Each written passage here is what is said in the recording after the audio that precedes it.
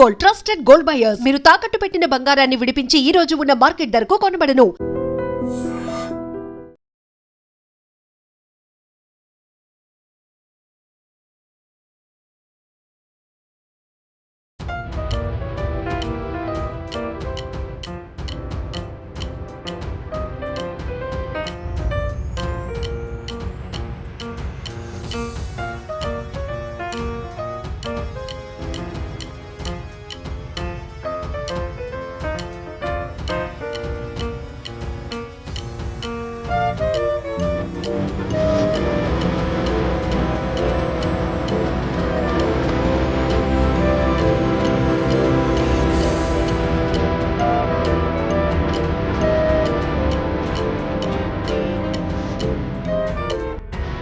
తుని మండలం సిహెచ్ అగ్రహారంలో 6 రోజుల క్రితం 3 సంవత్సరాల చిన్న పాప జాహ్నవి కనిపించకుండా పోయింది.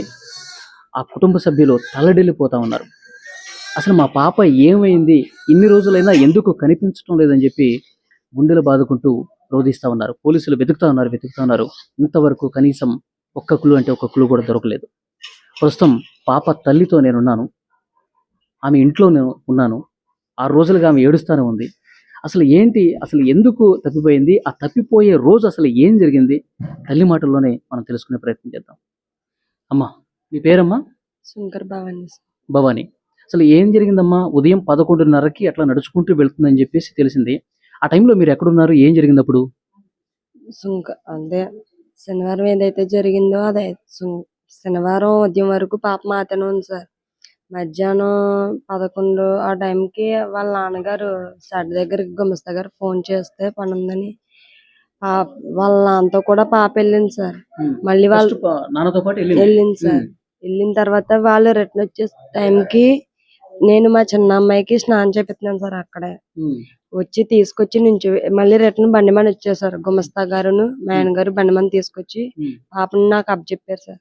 నుంచో పెట్టాడు సార్ పక్కన. నేను ఇలా స్నానం వెళ్ళినప్పుడు కూడా పాప ఒంటరిగా వెళ్ళిందా? మీకు సీసీ ఫుటేజ్ ఏదైతుందో అది రాంగ్ గా పెట్టారు సార్. జరిగింది చెప్తున్నాను సార్. వెళ్ళింది సార్. వెళ్ళడం మళ్ళీ రిటర్న్ వచ్చేటప్పుడు బండి మీద తీసుకొచ్చేస్తాను. తీసుకొచ్చి ఇక్కడ నుంచో పెట్టారు. పాపని చూడు ఇలా చిన్న పని ఉంది, తోటలోనే పని ఉంది, వెళ్తున్నాను అన్నాడు. మళ్ళీ వాళ్ళ నాన్న వదలలేక మళ్ళీ ముందుకు వెళ్ళింది సార్. అక్కడ వరకు వెళ్ళింది. అక్కడ మళ్ళీ రిటర్న్ తీసుకొచ్చి మళ్ళీ నా దగ్గర నుంచో పెట్టాడు. 2 సార్లు ఇంట్లో వదిలిపెట్టి వెళ్ళారు. ఇక్కడే సార్ ఈ పక్కన. అంటే అంతలోకి నేను చిన్న అమ్మాయికి స్నానం చేపించి నుంచున్నాను. వాళ్ళ నాన్న బండి మీద వెళ్ళిపోయాడు సార్. ఇలాగే వెళ్ళాడు. ఆ అమ్మాయి ఏడుస్తుంది సార్. మీరు సిసి ఫుటేజ్ లో చూసుంటారు. నేను అమ్మాయిని పట్టుకున్న తర్వాత అప్పుడే ఈ అమ్మాయి చిన్న అమ్మాయి ఏడ్చింది, పెద్ద అమ్మాయి ఆ టైంలో ఏడ్చింది. ఇంక పెద్ద అమ్మాయి అలవాటే కదా ఇదంతా ఎప్పటిలాగే ఇక్కడ ఆడుకుంటుంది అనుకున్న టైంలో పాపని తను అలా వదిలేసి పెద్ద అమ్మాయిని చిన్న అమ్మాయిని లోనకి తీసుకెళ్లి పాలు పట్టి డ్రెస్సింగ్ చేశాను సార్.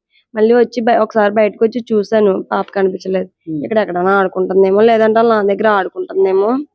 ఎప్పుడు ఇలాగే కదా ఉంటుంది, రోజు జరిగేది అదే సార్. ఏదైనా ఎప్పుడైనా వచ్చాను వెళ్ళిపోయాడు కదా వాళ్ళ డాడీ, బండి మీద వెళ్ళిపోయాడు కదా. ఇక్కడ మామిడి చెట్టు ఉంటుంది సార్, అక్కడికి వెళ్ళిపోయి పాప ఆడుకుంటా సార్. వాళ్ళ డాడీ కొంచెం దూరంలో వెళ్ళి ఆడుకుంటా సార్. ఈ చుట్టుపక్కల ఆడుకుంటుంది కదా అన్న ఇదిలోండి ఈ అమ్మాయి ఆడడంతో ఈ అమ్మాయి దగ్గర ఉండిపోయింది సార్. లోన్ ఆడుకుంటానులే, ఆడుకొని ఇంటికి వచ్చేస్తుంది కదా, తనకేమైపోద్ది. ఎప్పుడు ఇలాంటి ముందు కూడా అట్లా వెళ్ళి ఆడుకుని వచ్చేసేది. ఆ షెడ్ వరకు వెళ్ళి సార్ తను ఒక్కరితో వెళ్ళిపోయేది. మళ్ళీ రిటర్న్ వచ్చేసి సార్. కన్నా ధైర్యంతో నేను లోన్ చూసుకుంటున్నాను. మా ఆయన గారు వాళ్ళ పిన్ని గారు ఇంటి దగ్గర చిన్న దొడ్డుగుల్లో పెట్టాడు సార్. తెల్లవారుజామున పెట్టాడు సార్. మార్నింగ్ లేసి ఇక్కడికి వచ్చేసాడు సార్. ఇక్కడికి వచ్చేసి ఆ రోజు మార్నింగ్ నుంచి ఉదయం నుంచి సాయంత్రం వరకు తోటలో పనిచేశాడు సార్. నైట్ 10, 9:30, 10 ఆ టైంలో తోటలో పనిచేసి బోర్లు కోయడానికి జనాలు వస్తే వాళ్ళ దగ్గర నుంచి ఇంటికి వచ్చేసి కూర్చున్నాడు సార్. ఫ్రెష్ అవుదామని వాళ్ళు వాళ్ళ కారు మీద ఒక 5గురు 6గురు వచ్చి మా ఆయన్ని కొట్టి కాలర్ పట్టుకుని తీసుకెళ్లారంట సార్. కొట్టారు సార్. కొట్టారంట. కారు నేను తీసుకొచ్చి మీకు అప్పచెప్పేస్తాను ఉండండి అన్నాడంట సార్. ఒప్పుకోలేదండి సార్. కారు ఎక్కడ ఉందో మాకు చూపించన్నాడు సార్. చూపించండి పలానా ఆ దొడ్డుగుల్లో తీసుకెళ్లాడు సార్ మా ఆయన. మా వాళ్ళ కారులో మా ఆయన గారిని తీసుకెళ్లాడు సార్. అక్కడ పలానా ప్లేస్ లో మా ఆయన కారు ఉందని చెప్పాడంట సార్. చూసి అవతల వాళ్ళు 3 దిగారంట సార్ కారు కోసం, మా కారు కోసం. మా ఆయన ఫోన్ స్విచ్ ఆఫ్ చేస్తారంట. చేసేసిన తర్వాత సరికి ఒక పక్కన ఉండి మా ఆయన్ని నొక్కేసారంట సార్. బయటికి నోరెట్టడానికి లేదంట. అవతల వాళ్ళు ఎవరైతే ముగ్గురు దిగారో అందులో కారు ఎట్టుకెళ్ళిపోయేటప్పుడు ఇద్దరు వెళ్ళిపోయారు, ఒకడు దొరికేశాడు సార్. దొరికే కానీ 4 తన్ని నక్కపల్లి స్టేషన్ కి చెప్తే ఇలా ఇలా జరిగింది, మీ కారు తెలియపోను, మీ అబ్బాయి తెలియపోను, నేను దొరికడం వల్ల మీకు తెలిసింది, లేదంటే ఛాన్స్ లేదు మీరు దొరకడానికి అని చెప్పాడు సార్. ఏదైతే మనకు దొరికిపోయాడు అతను. ఊళ్ళో ఒక అతను పాపని పింఛన్ గోరని తోటకు సంబంధించిన కొండవారిని చూశాడంట. ఆయన చూసి పాప దగ్గరికి వెళ్తే కుక్క వెళ్ళనివ్వలేదు, దగ్గరికి రానివ్వలేదంట. అతను వెళ్ళి ఊళ్ళోకి అన్నితో చెప్తే అవన్నీ ఎదుక్కుంటూ వచ్చి నాతో చెప్పాడు సార్, మీ పెద్ద అమ్మాయి ఎక్కడ ఉంది, నా దగ్గర లేదని వాళ్ళ నాన్న దగ్గర ఉంది అన్నాను. అంటే ఒకసారి ఫోన్ చేసి కనుక్కో అన్నాడు. అంటే నువ్వే చేయి బ్యాలెన్స్ లేదు అని నెంబర్ చెప్పాను. నెంబర్ చెప్తే చేసి కనుక్కున్నారు. లేదు నా దగ్గర లేదు, వాళ్ళ అమ్మ దగ్గర ఉంది, ఇంటికాడే ఉందని మా ఆయన గారు చెప్పారు.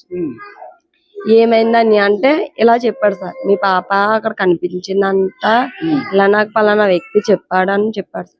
అని మరి నువ్వు వెళ్ళి చూసి రాలేకపోయావా, వెళ్ళి తీసుకొచ్చేలేకపోయావు అంటే నాకు కనిపించలేదు చెల్లి అన్నాడు. సరే అయితే అని మా ఆయన ఇంటికి వచ్చేసాడు. ఫోన్ చేసిన వెంటనే కనిపించలేదని. కానీ మేమేమో అనుకున్నామంటే ఎండకు కదా ఒకలా ఆడుకొని ఎక్కడన్నా నిద్ర అయిపోయిందేమో అని. వీళ్ళు ఎలా ఎక్కడైతే చూసానన్నారో అక్కడ మొత్తం వాళ్ళని ఎదికారు, నేను ఇటు పక్కన ఎదికాను, కనిపించలేదు సార్. అప్పుడు కుక్క కూడా ఉంది కదా, మీరు పెంచుకునే కుక్క కూడా పాపతో పాటు ఉంది, అప్పుడు కుక్క కూడా లేదు? లేదు సార్, ఇద్దరు వెళ్ళారు, ఇద్దరు ఒక దగ్గరే ఉన్నారు. మరి ఏమైందో తెలియదు. అప్పుడు ఎలా కనిపించలేదు అనగానే ఊళ్ళో వాళ్ళు వెంటనే వచ్చి వాళ్ళు నెతకడం, తోట అంతా నెతకడం, ప్రతి దగ్గర చోట కొండంట నెతకడం, ఎక్కడా కనిపించలేదు. సాయంత్రం చేసి డిపార్ట్మెంట్ కి. ఇప్పుడు సాయంత్రం వరకు మీరే ఎత్తికారు, పోలీసులకు చెప్పలా? ఎందుకంటే సార్ బయటికి వెళ్ళి ఛాన్స్ లేదు సార్. అమ్మాయి అయితే తోటలోనే తిరిగి ఎక్కడైనా నిద్ర అయిపోయిందేమో, లేదంటే ఎండకి ఎక్కడైనా కూర్చుండిపోయిందేమో అన్న ఆశతో మేము ఎతికేసుకున్నాం సార్. కనిపించలేదు. మన వల్ల ఇలా లేదని డిపార్ట్మెంట్ కి ఎఫ్ఐఆర్ ఫైల్ చేసింది. వెంటనే రెస్పాన్స్ ఇచ్చారు వాళ్ళు. ఆ రోజు నైట్ మళ్ళీ తెల్లవారుజామున దాకా, ఆదివారం తెల్లవారుజామున దాకా డ్రోన్లని, ఫారెస్ట్ వాళ్ళని, డిపార్ట్మెంట్ అని అలా చెక్ చేస్తూనే అలా గాలిస్తూనే ఉన్నారు సార్. తోట మొత్తం తిరిగేసారు, కొండ మొత్తం తిరిగేసారు, నైట్ టైమే సార్. కానీ ఎక్కడా కనిపించలేదు పాప అయితే. అసలు ఎట్లా మాయమైపోయింది ఎవరికి అర్థం కావట్లేదు. అర్థం కాలేదు, ఎవరు కొన్నారు మాకే అర్థం కాలేదు సార్. ఎవరి మీద అనుమానం పడ్డానికి కూడా ఛాన్స్ లేకుండా పోయింది. మీరు ఏదో గతంలో కారు విషయంలో మీతో కొంతమంది గొడవ పడ్డారు, గోల్ చేశారని చెప్పి అన్నారు కదా, వాళ్ళెవరు, వాళ్ళ మీద ఏమన్నా ఇన్వెస్టిగేషన్ జరుగుతుందా? జరుగుతుంది సార్, వాళ్ళ మీద కూడా జరుగుతుంది. కానీ ఇటు సైడ్ నుంచి వాళ్ళ నుంచి కూడా ఏమీ తెలియలేదు అన్నారు. ఏమో సార్ ప్రస్తుతానికి అయితే. ఏం జరిగిందంటే ఏంటి గొడవ వాళ్ళకి మీకు? కార్ తీసుకున్నాం సార్, మా ఆయన గారు కార్ ట్రావెల్స్ కానీ కార్ తీసుకున్నారు. వేరొక తునాయన మహేష్ అన్న ఆయన 2 నెలలకి లీజు కావాలని నెలకు 40,000 అని చెప్పి తీసుకున్నాడు సార్. ఆయన ఏం చేశాడంటే అడ్వాన్స్ ఇస్తున్న అమౌంట్ 10 రోజుల్లో 25,000 ఇచ్చాడు సార్. నా అమౌంట్ పే చేయలేదు. మనం ఫోన్ చేస్తే రెస్పాన్స్ ఇవ్వలేదు డబ్బుల కోసం. ఇలా కాదు, 1 నెల అమౌంట్ ఇవ్వలేదు, 2 నెలల అమౌంట్ ఇస్తాడని మా ఆయన గారు జీపీఎస్ ద్వారా వెళ్ళి సెకండ్ కీ ఉంటే ఆ కీతో బండిని తెచ్చేసాడు సార్. ఈ బండి మీరు తెచ్చేసుకున్నాం. మా ఆయన గారిని కార్ని పత్తిపాడు స్టేషన్ లో హ్యాండ్ ఓవర్ చేస్తారండి. ఇంకా మళ్ళీ ఒక వారం పోయిన తర్వాత ఈ రోజు శనివారం కార్ గురించి జరిగింది సార్. ఇలాగా మళ్ళీ శనివారం వచ్చి ఇద్దరు వచ్చి మా అత్తయ్య గారిని పని చేసుకుంటే మాస్క్ వేసుకుని వచ్చారండి సార్. ఇద్దరు మీ అబ్బాయి గారు ఏరని అడిగితే లేడమ్మా బయటకి పని నుండి వెళ్ళాడని చెప్పిందండి సార్. వెంటనే స్పీడ్ గా వెళ్ళిపోయారండి సార్. ఇంకా మా అత్తయ్య గారిని ఏమనలేదంట. మాస్కులు పెట్టుకుని వచ్చారు. మాస్కులు పెట్టుకుని ఓన్లీ కొల్లంగా కనిపించేలాగా బండి నెంబర్ కూడా కనిపించలేని విధంగా వచ్చి అడిగి వెళ్ళిపోయారండి సార్. వెళ్ళిపోయి ఇంకా 3 నెలల వరకు గొడవల సాగుతూనే ఉంది. మీ ఆయన కొట్టినప్పుడు నేను బతకని చంపేస్తాం ఇట్లా అన్నారా? అనే ఉంటారు సార్. నేను డెలివరీకి మా అమ్మగారి ఇంటికి వెళ్ళాను సార్. అత్తయ్య గారు కూడా లేరు. మా మామయ్య గారు ఉంటే ఆయన పనిచేసే వాళ్ళ దగ్గర ఉన్నారంట. అలా జరిగింది సార్. అది అలా 3 నెలల వరకు నాగపల్లి స్టేషన్ లో తేల్చేసుకున్నాం సార్. అయిపోయింది. ఎప్పుడు జరిగిందమ్మా? ఏ నెలలో జరిగింది? జనవరి నుంచి ఫిబ్రవరి వరకు. మొన్న జనవరి జరిగింది సార్.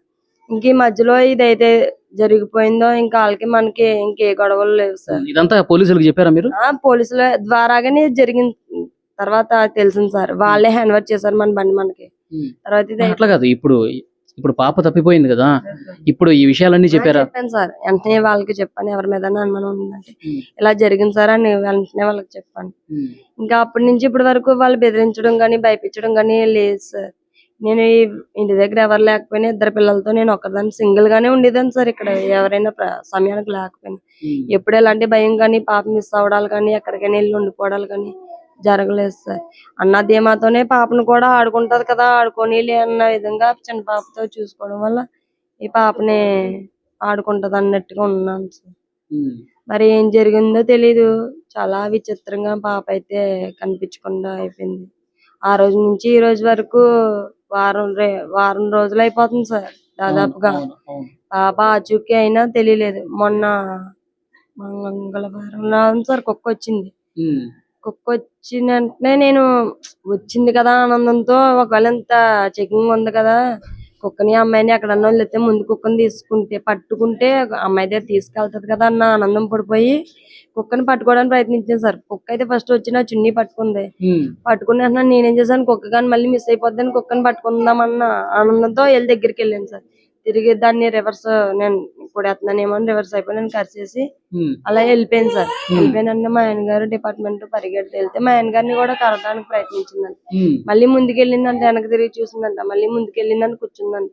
అలా కూర్చొని ఆ తప్పులోంచి మరి ఎలా వెళ్ళిపోయిందో కనిపించలేదంట సార్. మళ్ళీ మొన్న నైట్ వచ్చింది సార్ కుక్క వచ్చి మొన్న మైండ్ వచ్చింది సార్ రావడం అయితే, కానీ మైండ్ అయితే డిస్టర్బ్ అయింది సార్. ఎవరైనా కొట్టుంటారో లేదా ఏదైనా జరిగి ఉంటుందో తెలియలేదు సార్. ఓకే, సో కుక్క ఇప్పుడు GPS పెట్టారు కాబట్టి ఇప్పుడు ఎక్కడెక్కడికి వెళ్తుందో అక్కడికి వెళ్దామని చెప్పి పోలీసులు అనుకుంటున్నారు. అదే ఇంకా మీ ఫ్యామిలీ మెంబర్స్కి ఇంకేమైనా అనుమానాలు ఉన్నాయా? లేదు సార్, అనుమానాలు అంటే మాకు గొడవలు కానీ నా ఫ్యామిలీ నుంచి కానీ అమ్మగారి సైడ్ నుంచి అత్తగారి సైడ్ నుంచి ఏ ఫ్యామిలీ గొడవలు కానీ ఏమీ లేవు సార్. గొడవ అంటూ ఉన్నదంటే ఆ కారు గొడవే. మరి ఇందులో ఎవరు చేశారన్నదే అనుమానించడానికి లేదు సార్. ఎవరితో మా గొడవలు కానీ విరోధాలు కానీ ఈ చుట్టుపక్కల ఎవరు నాకు ఎవరో తెలిసిన వాళ్ళు లేరు. ఊహించుకోవడానికి కూడా దారి లేకుండా పోయింది సార్. ప్రస్తుతం ఇంత గాలింపులో ఇంత చెకింగ్ లో దేశానికే పేరు వెళ్ళిపోయింది సార్. ఇంత చిన్న క్లూ గోరంత క్లూ కూడా దొరకడానికి మాకు ఛాన్స్ లేదు. ఇప్పుడు పాపకు సంబంధించిన కొన్ని వీడియోలు వస్తా ఉన్నాయి. మీ చిన్న పాపని ఉయ్యాల ఊపుతూ ఆ వీడియో కూడా మేము చూసాం. ఆ పాపకి ఆకలేస్తుంది పాలు ఇవ్వని చెప్పి అంత ముద్దుగా మాట్లాడుతుంది కదా. ఇంకా పాలు తాగుతుంది సార్ అమ్మాయి. ఈ అమ్మాయికి డబ్బా పాలు కలిపి పక్కన పెడితే సైలెంట్ గా పట్టిపోయి ఆ చెట్టు వెనకాల కూర్చొని కూడా తాగేసి వచ్చేసి అమ్మ తాగేసాను అని చిన్న స్లోగా చెప్పేసారు. ఇద్దరు పాలు తాగివ్వాలి సార్. మరి అలా అంత పాలు తాగి అమ్మాయిని మిస్ చేశారు అంటే మేము ఆ బాధ ఎంత ఉందో మా ఫ్యామిలీ మెంబర్స్ కి నాకు నా భర్తకి తెలుసు సార్ ఆ బాధ ఎంత పడుతున్నామని. ఈ వారం రోజుల నుంచి నేను ఏం ఫేస్ చేస్తున్నాను ఎలా ఉన్నాను అన్నది ఒక్కదానికి తెలుసు సార్ ఆ బాధ ఏంటో. సార్ మీ మీడియాకు అయితే నాదొక్క రిక్వెస్ట్, చాలా వరకు సోషల్ మీడియా కానీ ఇది వీడియోలు చేసేవాళ్ళు కానీ కామెంట్స్ పెట్టేవాళ్ళు కానీ ఒక్కటి సార్ బ్యాడ్ గా పెట్టే వాళ్ళకి ఒక్కటి సమాధానం సార్. నాది సమాధానం కాదు రిక్వెస్ట్ అనుకోమనండి. తల్లి ఏడట్లేదు, తండ్రి ఏడట్లేదు, ఫ్యామిలీలో ఎవరు ఏడట్లేదు. తల్లి ఏదైనా చేసి ఉండొచ్చు, తండ్రి ఏదైనా చేసి ఉండొచ్చు అన్న వల్గర్ గా కామెంట్లు. ఒకసారి మీరు కామెంట్లు ఓపెన్ చేసి చూడొచ్చు, వీడియోస్ చూడొచ్చు. మా ఫోన్ లో నేను ఒక్కొక్కసారి చూస్తున్నాను. ఎంత వల్గర్ గా అంటే వస్తదన్న ధైర్యాన్ని కూడా నేను కోల్పోవాల్సి వస్తుంది సార్. నేను కెమెరా ముందు ఏడాలంటే ఎంత నేర్చానో ఈ 6 రోజులు బట్టి ఎలా ఉన్నానో తింటున్నానో తెలియదో అది నా ఫ్యామిలీ మెంబర్స్ కి నాకు తెలియాలి సార్ ఆ బాధ ఏంటో. మీరు చూసేసింది మీరు చెప్పేసింది వాళ్ళు అంటుంది ఏదైతే అంటున్నారో కొంచెం తగ్గించుకొని నా బాధను అర్థం చేసుకొని బ్యాడ్ కామెంట్లు ఏవైతే ఉన్నాయో బ్యాడ్ వీడియోస్ ఏవైతే ఉన్నాయో అవి డిలీట్ చేస్తారని నా ఉన్న నమ్మకాన్ని నిలబెడతారని పాప రావాలని ఆశీస్సులు ఇస్తారని కామెంట్లు చేస్తారని నా మనస్ఫూర్తిగా కోరుకుంటున్నాను సార్. మీ కెమెరా ముందు నేను ఏడాలంటే పాపని చూసుకోవాలి సార్. నేను చిన్న అమ్మాయిని చూసుకోవాలా, నా హెల్త్ నేను చూసుకోవాలా, పిల్ల కోసం ఆలోచించాలా. ఇన్ని బాధల్లో నేను ఏ బాధని పడాలి సార్. కెమెరా ముందు ఏడట్లేదంటే నేను ఏడుతున్నానో ఏడలేదో బాధ ఉందో బాధ లేదో ఆ దేవుడికే తెలియాలి సార్. బ్యాడ్ కామెంట్లు ఏవైతే ఉన్నాయో బ్యాడ్ వీడియోస్ ఏవైతే ఉన్నాయో దయించి చేతులు ఎత్తి దండం పెట్టుకుంటున్నాను. ఈ బ్యాడ్ న్యూస్ ఏదైతే ఉందో అది తగ్గిస్తారని నా బాధను అర్థం చేసుకుంటారని నాదొక్క రిక్వెస్ట్. ఓకే, అది తల్లి బాధ మీరు చూశారు, ఎంత ఆవేదనగా మాట్లాడారో మీరు చూశారు. నిజంగా చాలా బాధ కలుగుతుంది. ఎందుకంటే అంత దూరం నుంచి నేను ఇక్కడికి వచ్చి ఆ తల్లితో మాట్లాడుతుంటే 6 రోజులు ఇంకొక రోజు అయితే వారం రోజులు అయిపోతుంది. 7 రోజులుగా తన బిడ్డ తన దగ్గర లేదు, అసలు ఎక్కడుందో కూడా తెలియదు, ఎటుపోయిందో కూడా తెలియదంటే నిజంగా ఏడ్చి ఏడ్చి ఆ తల్లి కన్నీళ్లు కూడా ఇంకిపోయి ఉంటాయి. చాలా బాధ కలిగించే విషయం. అసలు పోలీసులు కూడా అంతుపట్టట్ల ఏమైపోయింది ఏంటనేది. పెద్ద పెద్ద డ్రోన్ కెమెరాలు ఎగరేస్తున్నారు. మొత్తం 50 ఎకరాల ఈ పామాయిల్ తోట మొత్తం అణువు కూడా జల్లెడ పడుతున్నారు, కానీ దొరకలేదు. ఎవరి మీద అయితే అనుమానం ఉందో కారు విషయంలో ఏదో గొడవ జరిగిందంట, వాళ్ళు కూడా ప్రశ్నిస్తున్నారు, కానీ ఇంకా కనీసం ఒక్కటంటే ఒక క్లూ కూడా లభించినటువంటి పరిస్థితి ఉంది. కానీ ఆ తల్లి చాలా బరువైనటువంటి హృదయంతో మాట్లాడుతోంది. నాకెంత బాధ ఉన్నా కొంతమంది పనిగట్టుకుని దుష్ప్రచారం చేస్తా ఉన్నారు. తల్లి ఏడవట్లేదంటే తల్లి ఏదో చేసి ఉంటుందని చెప్పి అని ప్రచారం చేస్తా ఉన్నారు. దయచేసి అట్లా చేయకండి. అవసరమైతే ఇక్కడికి వచ్చి ఏదన్నా పోలీసులకి మాకేదన్నా హెల్ప్ చేసి పాపను త్వరగా వచ్చే విధంగా ప్రయత్నం చేయండి, కానీ ఈ విధంగా ఇంకా మా నమ్మకాన్ని, మా భరోసాని కొంగదీసే విధంగా దయచేసి బ్యాడ్ వీడియోలు మాత్రం చేయొద్దని చెప్పి ఆ తల్లి రిక్వెస్ట్ చేస్తుంది. సో పోలీసులతో ఇంతకుముందు నేను మాట్లాడాను. వాళ్ళు తీవ్రంగా ప్రయత్నం చేస్తున్నారు. పాప ఫోటోని ఆ కుక్కకి కూడా చూపించి ఆ కుక్కని తోటలోకి పంపించే ప్రయత్నం కూడా చేస్తున్నారు. ఆ పాప సేఫ్గా తిరిగి రావాలని మనస్ఫూర్తిగా కోరుకుందాం.